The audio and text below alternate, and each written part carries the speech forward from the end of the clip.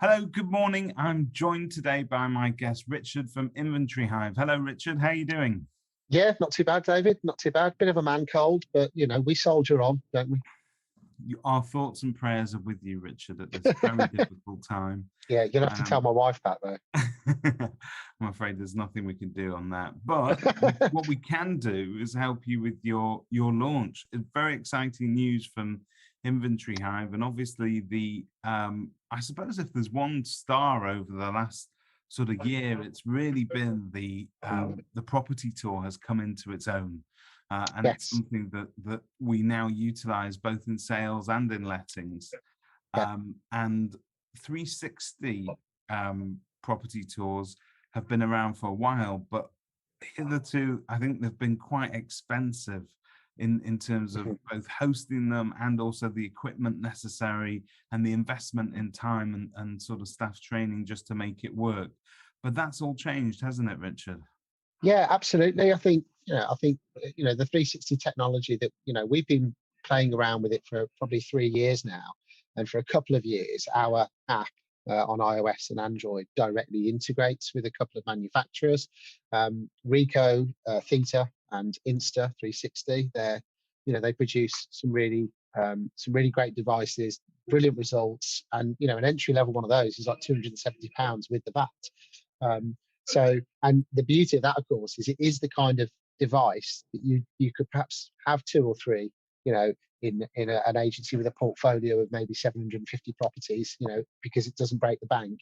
And also, if you've got, maybe an apprentice or a junior in the team, you wouldn't mind letting them go out with that device and actually create that tour, because it's not, they're not breaking the bank to do it. Whereas some of the devices out there, don't get me wrong, they produce some fantastic results, some of the tech that's out there, but they can be very costly. And I think you wouldn't necessarily have a handful of those. You'd probably have one, and then of course everyone's fighting over who's going to use it. So yeah. And the other really, really important thing, and I'd like to say that this was by design, but it was more by luck than anything, that the vast majority of people that engage with a virtual tour, whether it be someone looking to buy a house, or a resident on build to rent, or a letting, a tenant with a letting agency, 9 times out of 10 they're viewing it on their mobile phone. And therefore the results themselves, you don't necessarily need to have this, really high definition thing, because all they want to do is just have a bit of control when viewing the tour and just get a sense of scale and location.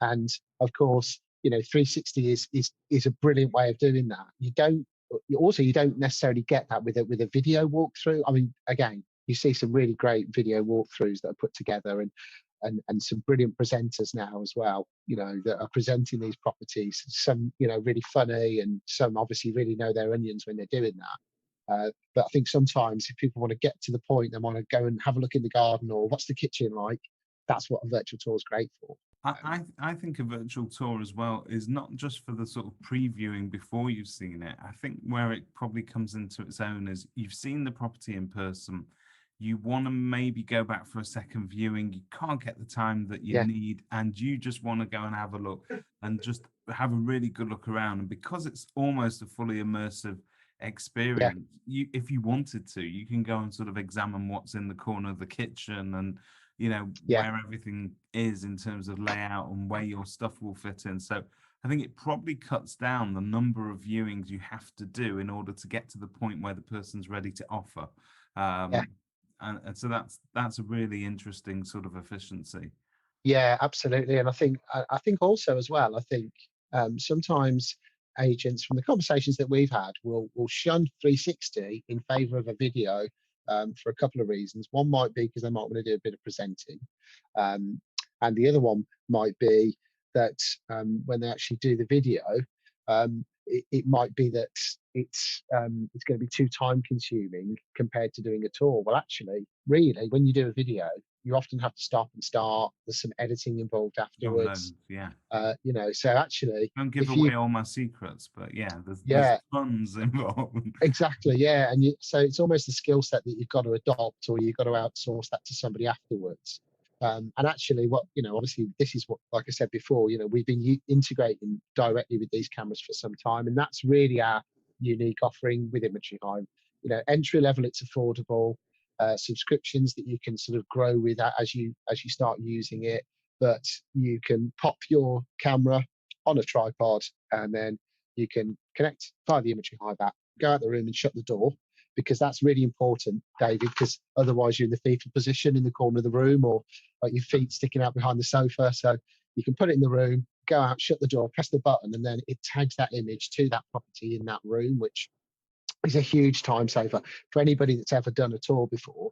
Often you'll take the images on the app that the camera comes with, and then you have to go through the gallery and work out which image was which kitchen at which house. And if you look at a 360 image before it's sort of stitched together, it's like looking into a spoon. So it's not easy to work out which image is for where, and that's something that obviously we've it's tried and tested. Although this is a new feature for us, we've been doing that now for a couple of years.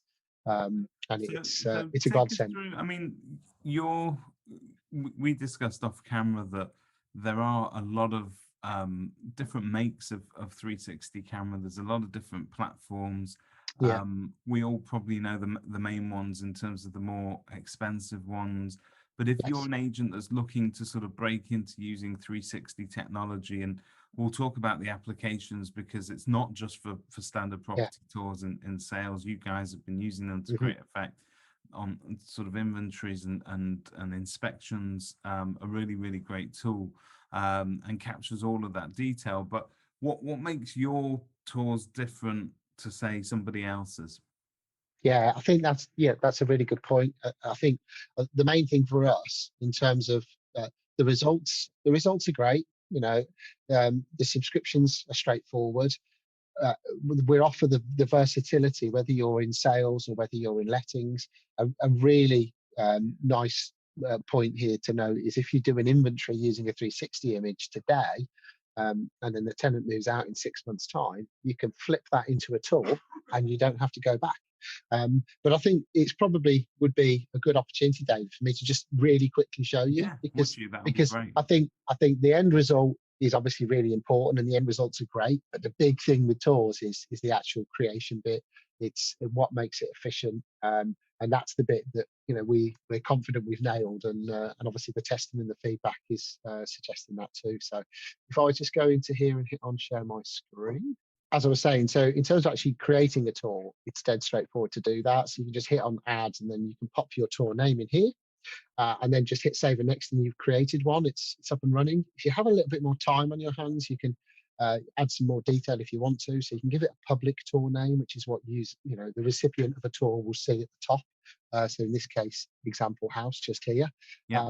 And then they can also choose the branch that they want to save it in if they want to be clever with it. And we say that because we've got quite a few users that have different brands inside their account, and they want to have, like, I don't know, this could be red lettings or yellow lettings. And then when you click on that, it also shows the contact info as well. Up in the top right corner, they can add their floor plans in as well, upload those in. So it's nice and simple and straightforward. But the creation part is where we feel like the magic happens, because this is the bit that can be quite time consuming. Yes. So in here, I mean, this is quite a large property, and it's just a case of once you've got your hotspot in here, you can then say, right, I want to add another hotspot in. So if I wanted to, I don't know, do a link to, over here, I just add my hotspot in, choose a link. I can come down here and you just literally move it around and then hit done, and it's set a link to the next room or space straight away. I'm presuming people tend to choose the hotspots genuinely as the features of the house that they think people should be spending the most time on. Yeah, exactly. Yeah. So a hotspot would typically be, a link from one, room or space to another. But also a nice example in here, if I just sort of go to this example. So here I am outside the property. I can then say, right, from here I can pan around. So, like, we've got a drone shot up here, which is quite neat because it shows the location of the area. Cool. So then I can come back down here and then say, right, I want to have a look maybe inside the property here. That is really neat, because previously it obviously gave you this kind of they used to display almost like a doll's house image, and you could see the inside of a house, but getting that outside detail in terms of drone shots and different angles, it's something you always missed out on. But it's superb that you've got it all on one place here. Yeah, and it's about doing it as quickly and efficiently. So as an example, when using the Inventory Hive app, which as it stands today, we've only released the browser version, but the app version's coming in the next few weeks. So that's on iOS and Android. So you imagine you've got your phone out, you've connected to your 360 camera on a tripod, you've snapped a 360 of the kitchen, which is obviously the image you're looking at now. But then if you think, well, actually that Arga, that cooker in this case, is quite a nice feature, I'm also going to take a photo of that. You would just press take a photo inside the Image Hive app, and it opens up the camera on your phone, which means you can then take a snap. And that is something that is unique to Inventory Hive, because the vast majority of platforms out there, you have to do that kind of thing from your desktop computer after you've taken your images. And that's I would say a real key element of how things are done on the platform. And really, there's not a lot more else to show you, because it's that straightforward. I mean, publishing a tour is nice and simple as well. You can create a QR code download as well. Of course, that's great for putting on window ads, for instance. If you've got someone walking past your agency, that's brilliant. Yeah, they can go in there and it's just about publishing and unpublishing those tours. But it is dead straightforward. The whole point of this, of course, is that you don't want to be spending a lot of time in the property creating your tour if you don't want to. But equally, some people, if they've got a bit of time on their hands, they'll finish it off on the app while they're there. And obviously, that, as I say, that's something that is unique to what we're doing. And I suppose just while I'm in the flow, David, while I'm in the zone, I'll just really quickly, touch on the billing. In actual fact, it'd probably be better to do it from here. Nice and simple. I've got one I made earlier. So on our pricing, you can see here that this is again another reason why it makes virtual tours attainable. So if, for instance, you wanted to have 10 publishable slots at any one time, you can have 10 published tours for £15 a month, and that allows you to have 50 stored tours and then 10 published. So you've got a lot of room to play with there. And the reason we've done it in that way, David, is like in a lot of cases, an agent will be in a position where, like, I've got a property that's to let or for sale today, but in a few weeks' time, that gets let or it gets sold. I don't therefore need for it to be published. I can unpublish it, which then frees up a slot for me to go and do another one. But it doesn't mean that I'm having to pay more or pay through the nose each time I have to create a tour, because I've just got this allowance that I can increase and decrease at any one time. So but that's fantastic, because it really means that the basic equipment cost has come down, but also that monthly cost and the sort of hosting it and making sure that the data was securely saved and accessible. You guys are able to offer that in a really accessible and affordable format. Yeah, absolutely. And and as you've seen there, from the results of these cameras, they're only getting better, in time as well. Sort of the first models that we were using a few years ago was the Ricoh SC, which was still a fantastic device. But over time, the exposure of them's become better. We've added the ability inside the Imagery Hive app for you to have 3 settings when you're connecting to that camera. So in other words, you don't have to go into a third-party app that comes with a camera and set your settings. You do it inside the Imagery Hive app. So you might say, I want dark exposure because it's a bright environment, etc. It's really 3 simple options. You just hit a button and then it takes the snap. And then you can have a look at it and think, well, actually, I'll probably be better on a different setting, and then take another one, and it's all done there. You can easily play around with it, and the app itself delivers certain efficiencies in terms of connectivity as well. So if you wanted to wait until you get back to the office to upload everything, you can do that as well. That's better than a web-based browser. It is, yeah. And I think, to be honest, I think that is something that is quite unique generally unique to inspection reporting apps. That obviously we've diversified a little bit now, and we're offering something quite unique as a platform.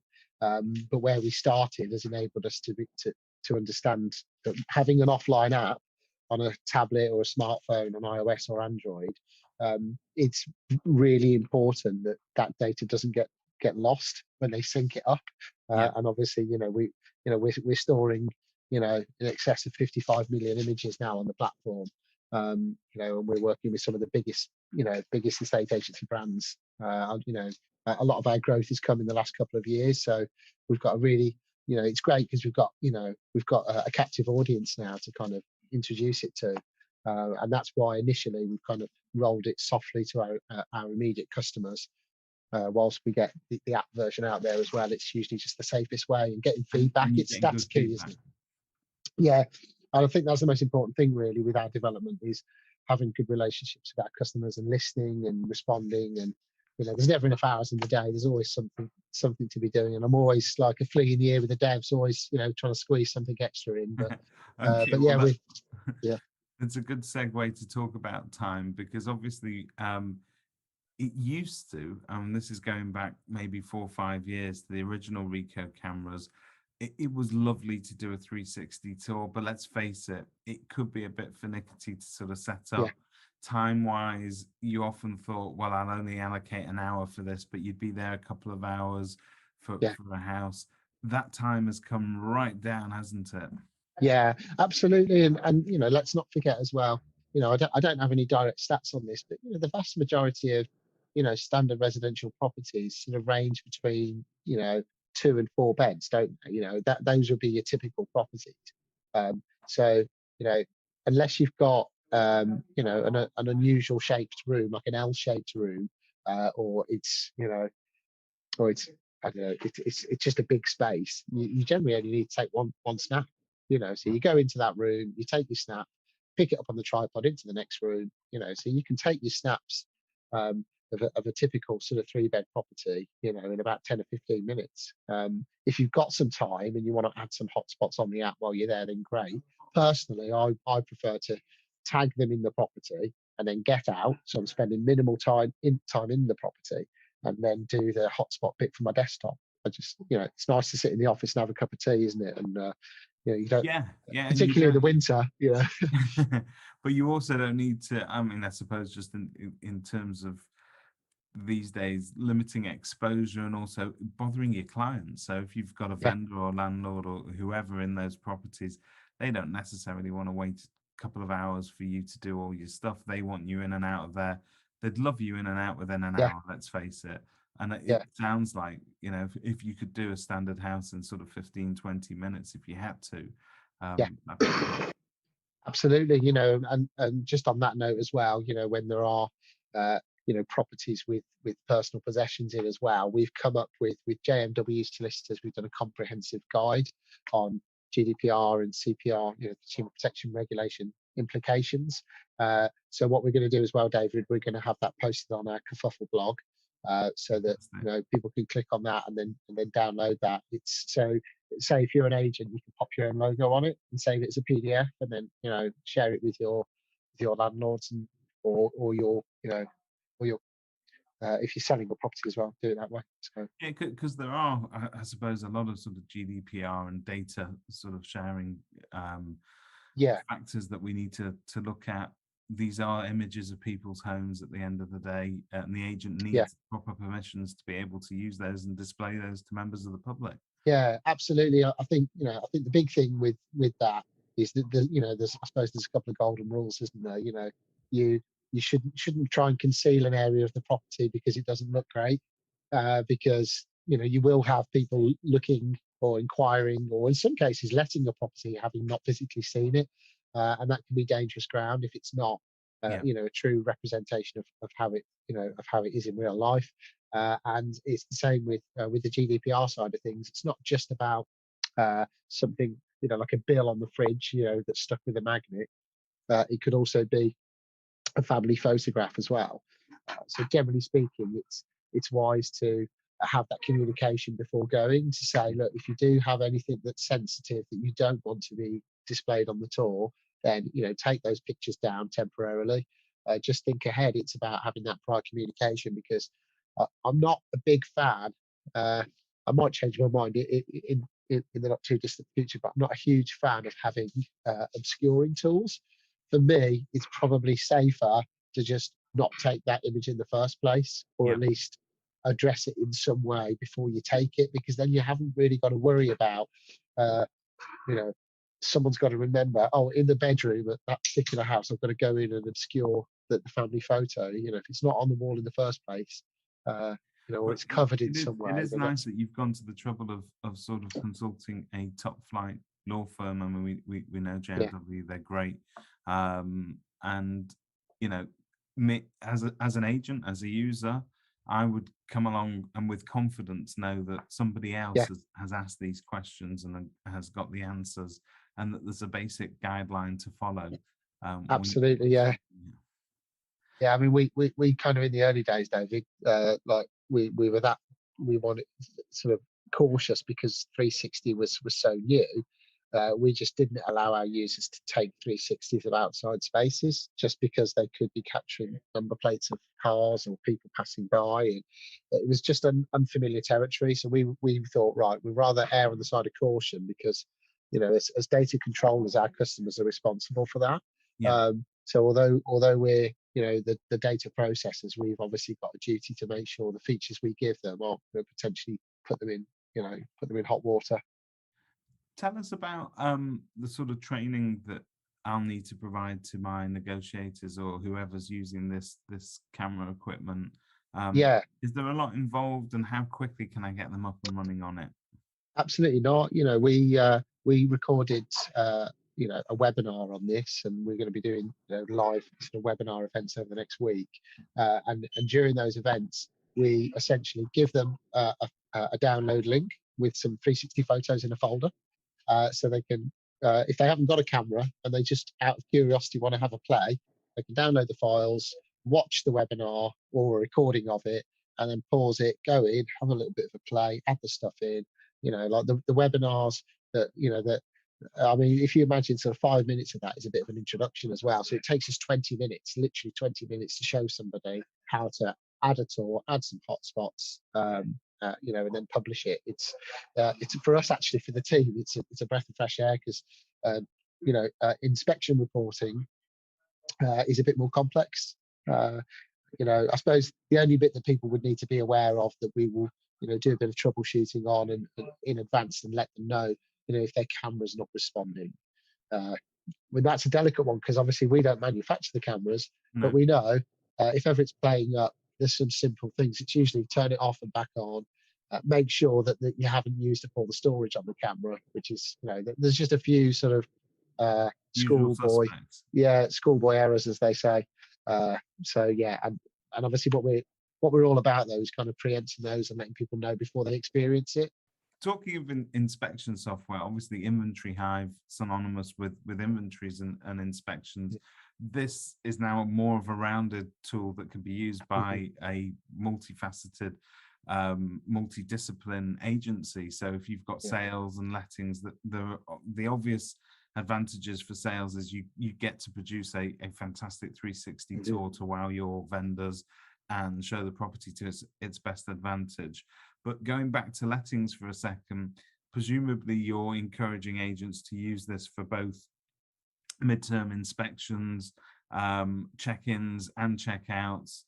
Um, what are your top tips? Yeah, so really, I mean, from our perspective, I think the best use case for 360s and inspections is an inventory check-in and a checkout. Personally, I'm not a big fan of doing it for interims, purely for that GDPR piece, really. And I think it's a real. I don't think there's a right or wrong. Don't get me, don't get me wrong, but I think there's a real topic of debate. Should you take photos of the overview of someone's bedroom when you're doing an inspection, or should it be purely focused upon maintenance issues? Personally, I think it should be the latter, but equally, agents are doing a service for their landlords, and the landlord sometimes wants to see that perspective and get a bit of a feel for it. But yeah, there's no reason why you couldn't. But yeah, I think that with 360s, it's about showing smoke alarms being present, light fittings working, the decor, items in a room. That's what a 360 is great for. You'd never use a 360 to show that the oven was clean before or after. That's down Yeah. to your written word and your description. I'll end up boring you, David, but yeah, this is Well, it's fascinating because I read one stat about you guys because obviously, yes, this 360 stuff is fantastic and it's a very exciting sort of addition to what you're already doing. But let's not move away too much from what you are providing as a core. yeah, I read that you, at the moment, you're triggering something like 65,000 approval email requests for paperless workflows. So you've really, for a vast amount of clients, taken yeah, away all of that painful admin yeah. and the backwards and forwards that we would have had to go through in terms of keeping that paper free and flowing. Yeah, absolutely. I mean, from from my perspective, the decision to develop Inventory Hive in the first place was born out of having a bad experience. Um, it was a Word document inventory that was just an itemized list with no Yeah, condition, cleanliness, no photos, no signing, and a bit naive at the time. And then I was a teacher at the time, and then I looked into the market and there was software out there. But for me, it was all about having that paperless workflow because you can't really use an e-signing platform as a bolt-on to your inventory and expect it to be fit for purpose because you need residents to engage when they're moving in. And by engage, I mean they should be able to comment and take photos. Now, we make it mandatory for a tenant to add a photo if they add a comment. So they do that on their smartphone from a web page. So it's really simple for them to do that because 9 times out of 10, tenants, residents don't engage with the inventory purely because it's either in a paper form or on an email and they just don't bloody have time. It's not convenient, so they miss it. And then they only really look at it when they're checking out. And then, of course, it's too late. And that's when yeah, silly, unnecessary, or sometimes necessary, depends on the circumstances, disputes arise. Whereas, if you've got a resident moves in and there's a small stain in the corner of the room, if they comment on it and take a snap, it protects them. But equally, on the flip of that, if when they move out, there's a small stain, but then a great big whopping iron burn, it's not plausible to say it was like that when I moved in. So therefore, it yes, protects the landlord or the agent. So it really does sort of work both ways. And you know, obviously, there's a lot of talk at the moment about lifetime deposits, deposit replacements, etc. And it's almost like I don't really, feel passionately about either of those approaches. Really, I think anything that makes things better for the industry as a whole, more efficient, is going to be a good thing. But I think technology can be a key part of that and just make it so that it is transparent I think so. and that everybody understands what's expected. And I think that forward-thinking agents who are working with forward-thinking suppliers like yourselves, they know that when it comes to adjudication of deposits, whichever deposit system you're with, you don't stand a chance unless you've got a detailed inventory. And you would be Yeah, amazed at absolutely. how many people still don't understand the value of an inventory. They think it's a nice to have add-on. It's not a nice to have add-on. It's essential if you want to Yeah. see any part of your deposit. Yeah, absolutely. I think the big thing is as well, let's not forget as well, condition and cleanliness is one element, but massive onus now on compliance. If you don't have an inventory, how do you show the smoke alarm was working? Yeah, Um, how can you demonstrate there wasn't mold on the ceiling or that that the back door had keys or the windows had locks and all these things relate to housing health and safety rating system or fitness for human habitation. So for me, it's obviously it's a no-brainer. I would say that because I'm selling inspection software, he's a little but bit yeah, I biased, think it but is. to all the people out there in property land who are looking Yeah, to invest in 360 technology, get in touch with Richard and the Inventory Hive team. All their details are on kerfuffle.com. And I suppose one of the beauties about working with Inventory Hive is they have an in-house development team, which means they're constantly taking feedback and their product is constantly evolving to fit the needs of the users, the agents. yeah, absolutely, David. Yeah, no, I appreciate that. Thank you very much, No problem at all. Richard, thank you very much for your time. David. It's been a pleasure.